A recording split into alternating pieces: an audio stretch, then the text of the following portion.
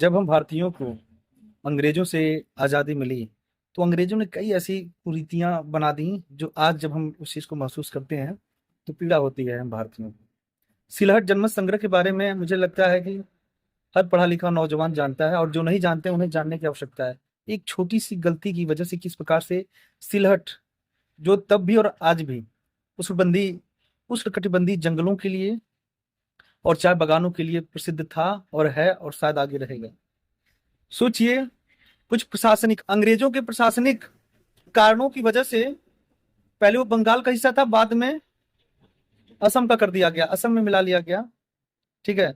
उसके बाद जब हमारे ही देश में अंग्रेज सत्ता सौंप कर जाने लगे हैं तो बोले भैया देख रहे हैं आप, जितने भी ब्रिटिश प्रांत हैं वो तो आपको हम दे दिए हैं, जितने कमिश्नरी हैं वो हम आपको दे दिए हैं, पर ये जो रियासतें हैं, जिन्हें देसी रियासतें तकरीबन 550 की तकरीबन उस समय हमारे देश में देसी रियासतें थीं।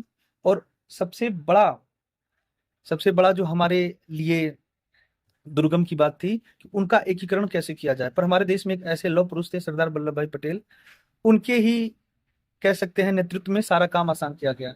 आप ये भी जानते हो कि जूनागढ़ में क्या हुआ था। जूनागढ़ में जनमत संग्रह के आधार पर उसे विलय कर लिया गया हैदराबाद को पुलिस कार्रवाई के द्वारा, क्योंकि कहें भैया हम पाकिस्तान से मिलेंगे। ये कारण इसलिए था क्योंकि जब सत्ता सौंप कर वो लोग जाने लगे तो उन्होंने कहा कि आप जो ब्रिटिश प्रांत है भाई हम तो आपको सौंप रहे हैं, कमिश्नरी सौंप रहे हैं, पर जो देसी रियासतें हैं वो चाहे तो पाकिस्तान से जाकर मिल लें या भारत से जाकर मिल लें या अपनी स्वतंत्र स्थिति बनाए रखें। तो कुछ लोगों ने बड़ी चालाकी दिखाई। जब पाकिस्तान जैसा देश देसी रियासतों को प्रलोभन देने लगा तो कहेंगे ठीक है इनसे मिलना ज्यादा सही है, और भारत जैसा देश पर इस पे जो है तुरंत शीघ्र जो है तैयार हो गया, जिसको जैसे चाहा उसको किया। जम्मू कश्मीर का जो उसने पता ही आपको विलय किया, ठीक, घोषणा पत्र के द्वारा।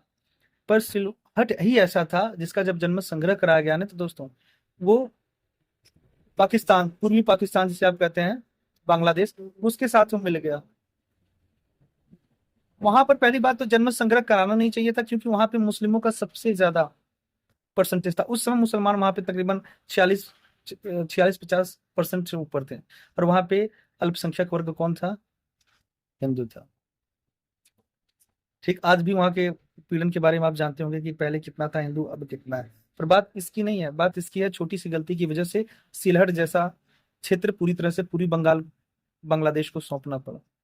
और उस समय जानते हैं ये जो असम के लोग थे जो अपने आप को आज बहुत बहादुरी से चिल्ला रहे हैं, इनकी बहुत बड़ी गलती थी। एक समय था असम जैसा राज्य पूरी तरह से भाषाई आधार पर पूरी तरह से अलग थलग था। वो किस प्रकार से भाषा पर राजनीति करता था, भेदभाव करता था। वो कभी भी नहीं चाहता था कि असम जैसे राज्य के अंदर एक छोटा सा क्षेत्र जो पूरी तरह से बांग्ली, ठीक है, बांग्ला ही बोलते थे वो लोग, जो सिलहट के लोग थे, तो उन्हें हमेशा अपने से वो अलग करने का प्रयास करता था। और ऐसा अलग हुआ कि चला गया। कुछ लोग, कुछ जो भारतीय नेता थे, उन्होंने चेताया था कि यदि यहाँ पर जनमत संग्रह हुआ तो पूरी तरह से जाके पूरी पाकिस्तान मिल जाए क्योंकि वहाँ पे मुसलमान ज्यादा हैं। और दूसरी बात ये है, मुस्लिम लीग वहाँ पे हावी था। तो आज के लिए इतना ही। नमस्कार, धन्यवाद।